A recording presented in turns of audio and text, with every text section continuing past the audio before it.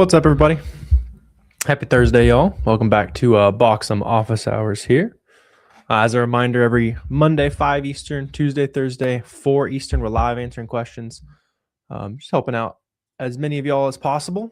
Scale in 2026. I've been loving seeing a lot of guys and gals kind of getting after it here in the new year. Lots of success being had already. Seeing first sales, that kind of stuff. Some fun stuff in the works for lots of new Amazon sellers right now.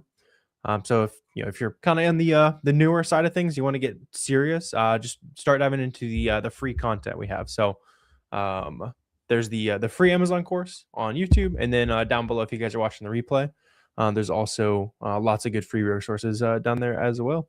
But yeah, let me know who's in chat today. Let me know what questions you guys have live for the next 30 minutes or so, talking shop. And yeah, good to see you guys. What up, Chris? How you doing today, man?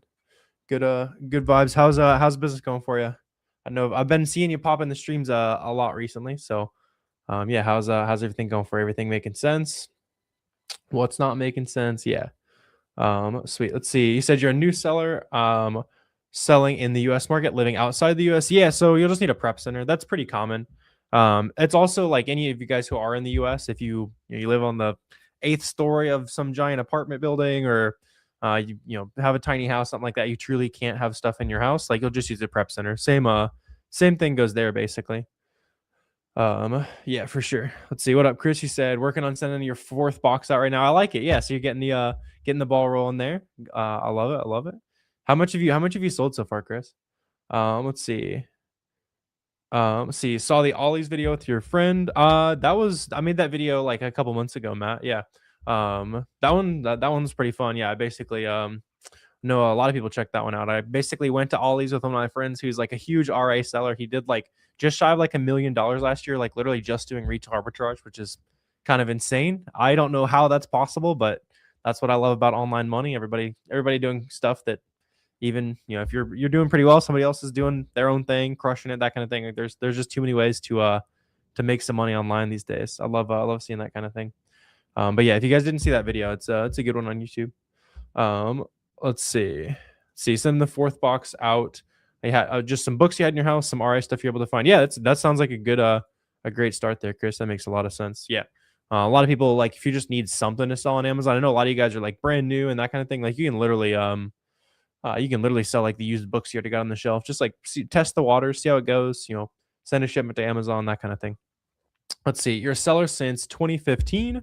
They never allowed receipts to ungate, so they have the whole time, Drew. So you probably missed some opportunity along the way. So let's say you want to sell, jockey clothing, for example. It doesn't work as well if you're doing it in store, but if you get it online where it has like your address, your information, that kind of thing, then yeah, that's exactly what you'll use to get approved to sell some new brands and stuff like that. See, you said you have 15K to start. You have access to purchasing managers. That's a good connect for you, man.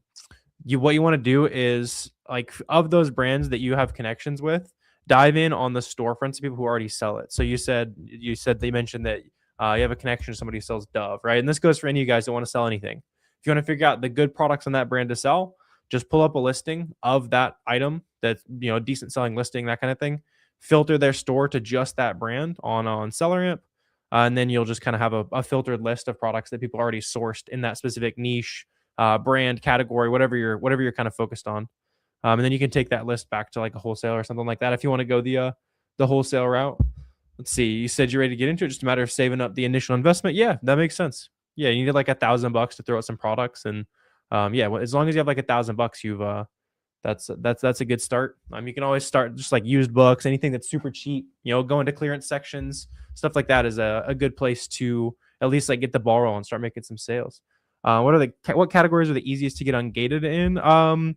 So clothing is auto ungated, as is like vinyls and that kind of thing can be auto ungated as well. Yeah, and then if you guys are wanting to see like how to source things that don't require like any ungating and that kind of thing, I made a video on YouTube. If you just look up like auto ungated sourcing, you'll see me sourcing stuff that doesn't require ungates, or at least kind of shows you how to find things that don't require ungates for your account. Let's see. It's breaking up your stuff, wanting to ship you to 5 places. Yeah, for like making shipments, that's normal, unless you make an optimized shipment. So like on Boxem, if you make your shipments there, it'll kind of guide you through how to do that.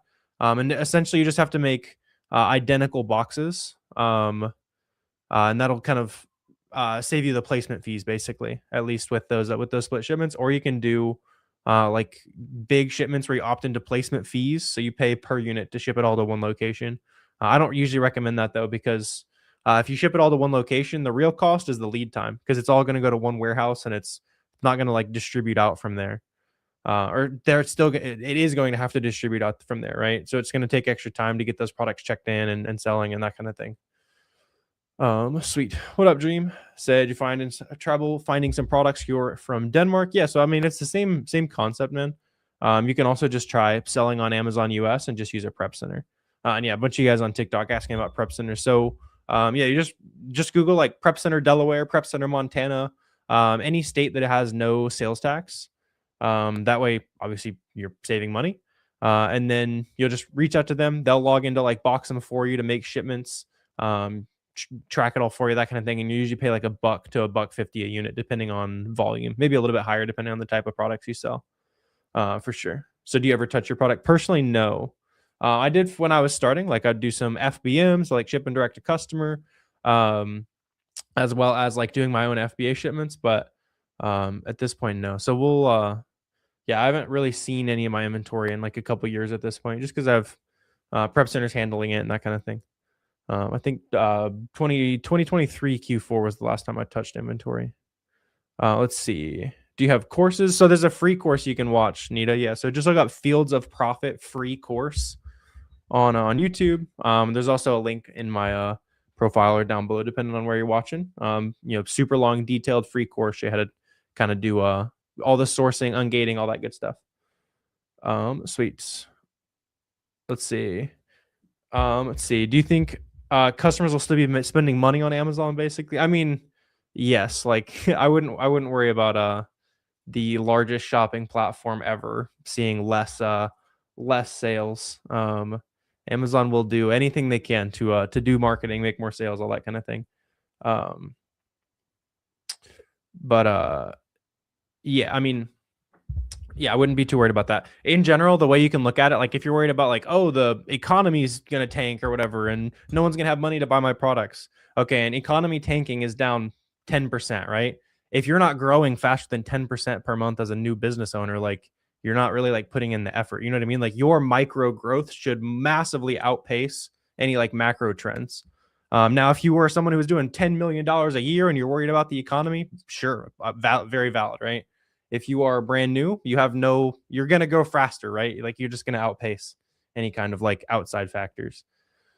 Let's see. How long did it take you to make your first sale? A couple days. Yeah, it's pretty quick. Like as soon as you list something, like as long as you as long as you just list something that sells. Absolutely not, Drew. Absolutely not. Go pack. Absolutely not. You guys got lucky twice this year. No, go win it. Let's see. What do you do with marketing? Do you do paid ads for each of your products? No paid ads. Just because the smartest way to sell on Amazon is buying things that already sell, right? You're not buying ads, marketing, that kind of thing. So I'll buy, for example, a bottle of vitamins from Walgreens for $10 and then list it on Amazon for 20. And it'll be like Nature Made brand or something like that, where people are already searching for it, already buying it. Your only goal is to get it as cheaply as possible, to buy stuff at a price that's profitable after you sell it. Usually that's going to mean buying things for about half of what you hope to sell it for on Amazon.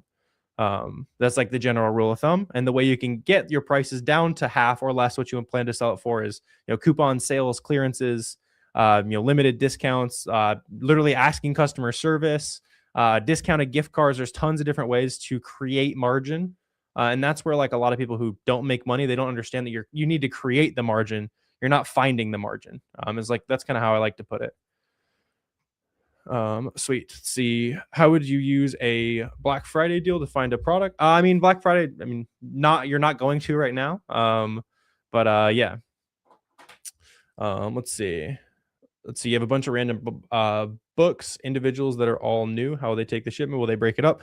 They'll probably split it into different warehouses, but when they split it into different warehouses, they're trying to send it to somewhere where the inventory is needed, so that when it gets there, it's more likely to immediately be available for sale. Like honestly, I wouldn't super worry about like getting your stuff sent to different warehouses, because it's reducing your lead time basically. If you pay extra to get it all shipped to one warehouse, it increases your lead time, which is obviously expensive to have a slower lead time, because then takes your money longer to reinvest basically. Just yeah, I mean, it's just kind of part of the process. So do you physically collect the purchases and keep it in your house till purchase? So not anymore. I definitely had like I have some pictures like my living room full of random stuff from all over the internet. Just the UPS driver coming picking up like 50 boxes at a time, that kind of thing. But at this point, I use a prep center. So I'll buy a product from, let's call it Walgreens.com. Bought some stuff there last night. I'll ship it to my prep center, pay $0 in sales tax because it's in a state with no sales tax, just kind of a easy life hack, and then they'll ship it to Amazon for me.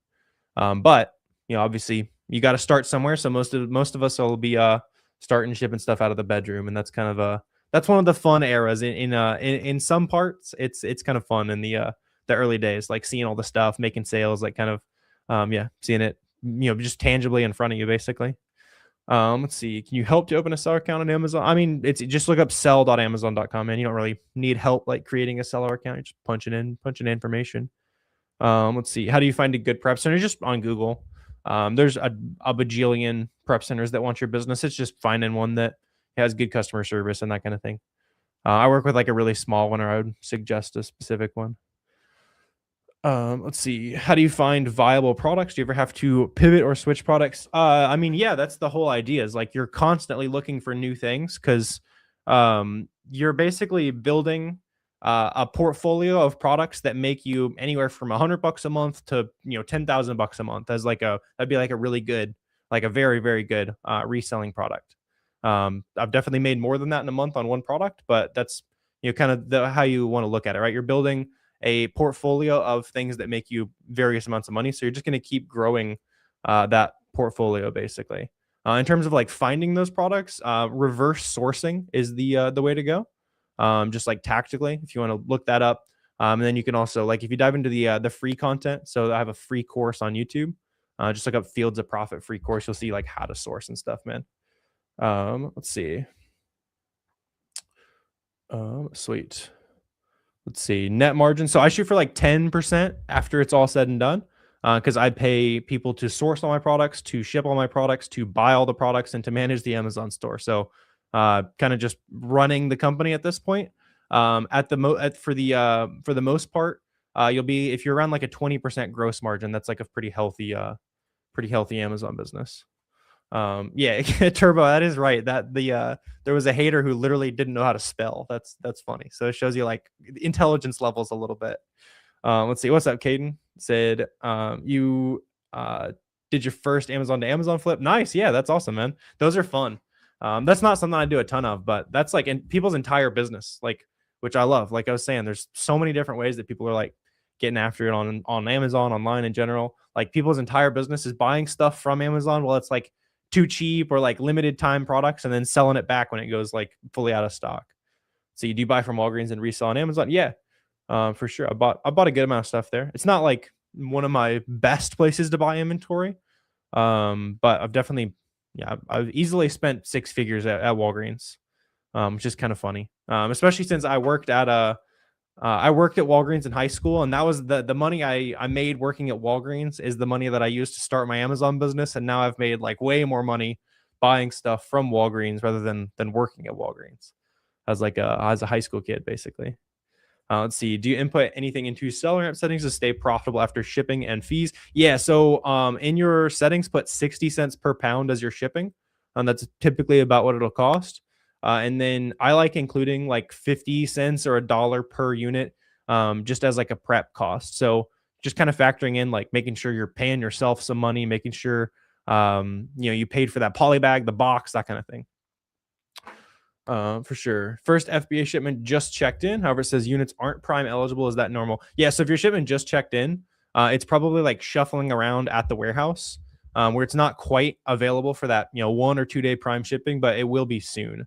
So you'll see that timeline like get closer. Usually within like a week or two of getting delivered at the fulfillment center, you'll start seeing yourself available for Prime shipping, for sure. How do you start an Amazon seller account? Just you can just look up like sell.amazon.com is like the basics of it. If you want to see like tactically how to do everything, I have a free course up in my bio or just on the YouTube channel.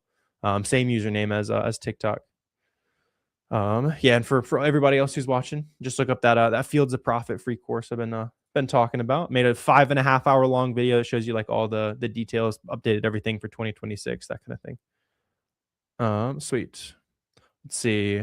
They requested some receipts for authentic items. Yeah, that's normal, Michael. I think a lot of people like get very, justifiably concerned when Amazon reaches out to you and says, "Hey, we need proof that this inventory is legit." Right? That's going to happen. As long as you're buying from big giant retailers, Walmart, Walgreens, directly from the brand, that kind of thing, like you're totally good. Just avoid those like sketchy websites that just seem a little too good to be true. Buying from Telegram suppliers, stuff like that. Just make sure that you trust your suppliers, for sure. Let's see, Matt, you said go watch the free course. Yeah. Appreciate you, Matt. Glad it was helpful. So yeah, let me know. Keep the questions rolling here. Good vibes today. Let's see, what about cost of delivery for heavy pet products? So it costs like 60 cents a pound to ship stuff into Amazon if you're doing FBA. Otherwise, you can price out like the individual shipping. On like you'll buy the shipping through Amazon typically. Yeah, to be honest, a lot of people like a lot of products that are like dog food bags or like big paper towels and that kind of thing. If they're all being sold by FBM sellers, it's probably being dominated by people who are breaking Amazon's rules. So if you ever look at like a really heavy product and you have no idea how they're making money, it's probably because they're buying illegal labels or they're drop shipping, which are both obviously not cool. Yeah. Let's see. Appreciate you, Turbo Man. Let's see. Do you buy from Alibaba? Nope. There's no reason to, just because Alibaba doesn't sell like name brand things. And I only sell like name brand stuff basically. Let's see. You're thinking of starting FBM at stores like Ross, Ollie's, McKay's, hitting some clearance. Yeah, that's a good place to start. Yeah. Like going out to physical stores, scanning clearance sections, that kind of thing. Like you're only competing with the couple Amazon sellers in your city, right? Versus online, you're competing with anyone with an internet connection that knows how to source products. So if you want to like find those first products, it's like less competition, basically, I would say. Yeah, so it'll be a little bit easier to source those first things. Obviously, just the trade-off is you have to spend more time. Let's see what book genre. When I was selling books, I always liked like religious books, like hobby books. Like one time I bought like a whole storage unit full of like Train and Wild West and like that type of stuff. Like they had like 30, 40 boxes full of like hobbyist books. Those were really good. But yeah, I wouldn't get stuck selling used books for too long. I know I definitely sold used books for too long. That was all I sold my first year. Which did make like 30K in profit, but it was a ton of work and you're always looking for new things, right? Like when you're selling name brand things, you can restock a lot more. So just don't get stuck in it for too long. It is pretty fun though. Good way to stretch that early capital if you're not starting with a bunch of money. For retail arbitrage, you just start scanning everything to find a product that's ungated. That's not a bad way to go about it. You can also keep in mind that you can get ungated in those brands you're finding with online invoices. So let's say you're in store and you find 50 units of a really good product. Just go online and buy 10 of it. Make sure it's shipped to your address and that's your invoice. So like buy it from Target, Walgreens, Walmart, anything like that, like a legit retailer. Let's see. What if you only have one or two of the same item available? Not a lot. Can you still sell on Amazon? Yeah, you could sell one unit of everything if you really wanted to. It just, obviously it would be hard to scale that way, but if you really want to, like you can sell one of something. And it makes sense. Like a lot of people, you will probably sell one of something like as your first product, just like test it out. It makes total sense. You don't want to sit there and spend $100,000 on something you've never done before. Like sell one unit, see how it goes. Yeah. Let's see. I wouldn't stress like what bank to get. It literally does not matter, Caesar. Anything that stores your money, like things not to stress about when it comes to like managing your business, like what bank to use, like what to name your company, like that doesn't make you money, right? How do I source products? How do I talk to more people who are doing this? Those are the things that make you money, almost exclusively. Sweet. Let's see. How do you sort through a database of a bunch of leads to find the ones that are good? Actually, we're working on some stuff for that right now.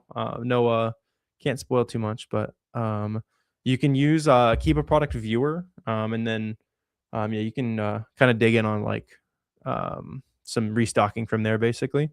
You can like pull up a list of everything you've sourced before and look at the live data for it, and then compare that to what you paid for it before. Let's see how many hours you work in a day on the Amazon business, like 30 minutes maybe. But that's because I have outsourced like literally everything and like uh not literally everything, but 90% of the business. I worked a lot more than that early on though. So first like 2-3 years selling on Amazon, it was basically all my free time. That was how I spent my college free time. I wasn't going out to bars and partying and that kind of thing. I was sitting at the computer building the business. So now it doesn't take very much time, but don't get me wrong. Like if you're starting an Amazon business, it's going to take time. Really, any business, right? It's going to take time. It's not passive income. It's not all the stuff that people tell you it is. At least the wrong people will tell you it is, right? If you're willing to like do some hard work, like I liked it. Let's see. Listed your first product a couple of days ago, waiting on your first sale. How many products did you have listed until you're making sales every day? Yeah, I like the question, man. So it's less about like how many products do I need to make X sales. It's about how much money do I need to spend on products, because that's a much better way to set your goals, right? Because you might have one product that you buy 1,000 units of, and then you're probably selling that every day, or one product you buy 10 units of. So it's better to look at my goal is $10,000. I want to sell $10,000 this month. That's a lot of people's first goal.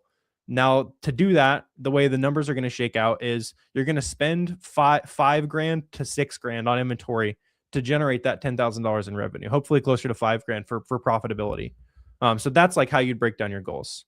So you want to do 10K a month. All right, now let me take that $5,000 I need to spend to get there. Let me break that into a daily goal. All right, I know that every day I need to spend $170 on inventory. I think the math works out somewhere around there. I need to spend $170 on inventory every day, and if I do that, I'll be close or at my goal of $10,000 a month. Like that's just how I like to kind of like dissect your goals and stuff, basically. Let's see. Is it hard to list products? No. So you'll take the ASIN or the UPC. The ASIN is basically like Amazon's custom barcode. You'll punch that into Boxem, and then you'll just start creating the shipment from there. But yeah, if you've never like listed products or made a shipment, you just dive in on Boxem, and you'll see kind of it walks you through the process. Basically, it's how you can usually save a little bit of money on shipping, and it'll track all your profit and that kind of stuff too. Let's see. What's a SKU? Just like what you call that product internally is a SKU. So like for example, I'll usually name my product something slightly custom that like gives me information about it. So I'll look at the product and it'll say like 10 dash Walmart dash today's date, and then like a random number. So I know where I bought it, I know how much I paid for it, I know how long I've had it. And that kind of helps me like make decisions based on that SKU, whether I'm going to restock it or lower prices, that kind of thing. Boxem, is that how you spell it? Yeah, Turbo. So like the software, kind of breaking that down, like SellerAmp and Keepa is for sourcing inventory. That's like the basic kind of requirements. And then Boxem, Boxem, for making shipments, AI assistant, feedback automation, tracking your profit, like kind of the back end. Let's see, how do you avoid IP complaints? Yeah, you've been doing your homework. So just as long as you're buying things that the brand isn't selling, and you can like look at the listing and see like, oh, there's 20 people on this listing, and then all of a sudden overnight it went to 1. All right, the brand kicked people off this listing. As long as you like avoid those two things, you're good to go. And then you're naturally going to have like account health reviews and that kind of thing. Amazon's just making sure the platform is not full of counterfeits, and as long as you're buying from legit inventory, like legit suppliers, you'll just upload those invoices. It's hard to put an exact number on it, but probably anywhere from like 20 to 40 times we've had to submit documents for various severity of cases to prove authenticity, and we're still selling on Amazon. So if you're worried about that side of the business, like you're good to go. Just make sure you're buying stuff from trusted retailers. Let's see. Is it safe to buy from Stylovana or Yes Style? You've been doing some beauty source in there. I like it. I personally don't anymore. They ship really slowly, and sometimes like not at all. So I personally don't.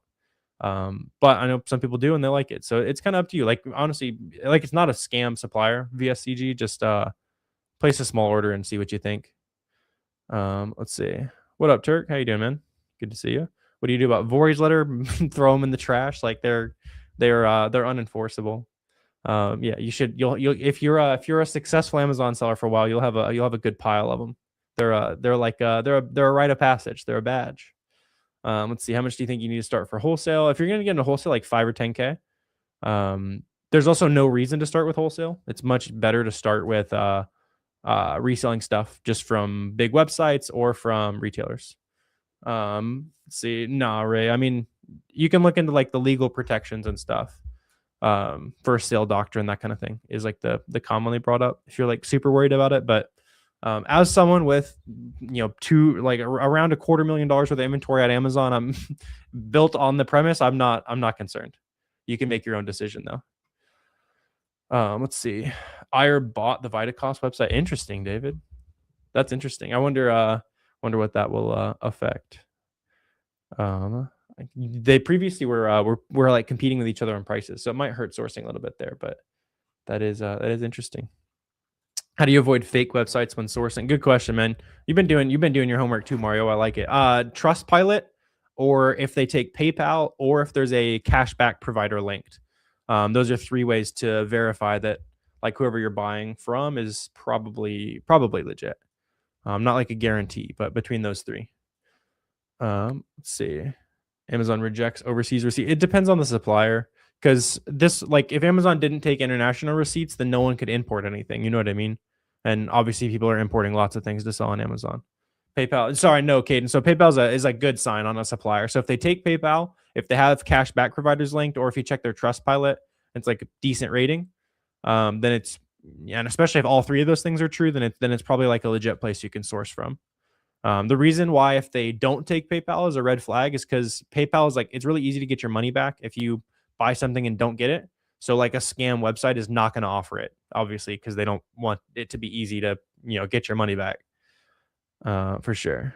Let's see, how many brands have sent you Vori's letters? 200 plus, 300 plus. Like literally, none of them have ever done anything.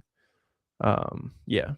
Out of the 2.5 mil, how much do you pocket? So I shoot for 10% net margin after I pay my team and software and all that kind of stuff. If you're closer to like 20, even a little bit higher than 20% gross margin, then you have plenty of wiggle room to run the business as you see fit, basically. Do you have to do anything once Amazon receives your first package? No. Like after you've made the FBA shipment, it'll check in at the warehouse. They'll start shifting it around where it needs, and you'll start seeing yourself pop up on the listing. You'll see your name showing up in the add to cart button on Amazon. You got to take the screenshot and send it to your friends. Look, I'm on Amazon now, that kind of thing. Like, yeah. Let's see. Heard it's hard to ungate for beginners. I mean, the ungating process is the exact same, whether you've been selling for 10 years or you've been selling for 10 hours. So you just look up ungating on YouTube, how to get ungated, and click one of my videos there. For sure. Let's see. Do you do anything on the side? What do you mean, Caden? I play a lot of golf in terms of things that are not income generating. Let's see. What do you do about sellers who undercut others to hold the buy box? A lot of times just wait them out. Or if there's a lot of people lowering prices, it's usually because there was a cheaper way to get that item. So just always making sure you're sourcing with, you're not just looking at the sale where it's $10 off, right? You're looking at that, and then you're also stacking a coupon code that you found on Capital One Shopping, and then you're also stacking another 10% off discounted gift card. And if you don't know what those things are, I just like dive into some of the free content. Yeah, honestly, it's probably a good place to wrap up here. Good hanging out with you guys. If you want to see like how to make items profitable, how to source products, get ungated, that kind of thing, check out the free course that's down below or on up in the bio, depending on what you're watching on. And yeah, really appreciate you guys hopping in today. Hopefully this helps, and I'll see you guys again very soon. As far as like scheduled stream every Monday, Tuesday, and Thursday around this time live. So yeah, good to see you.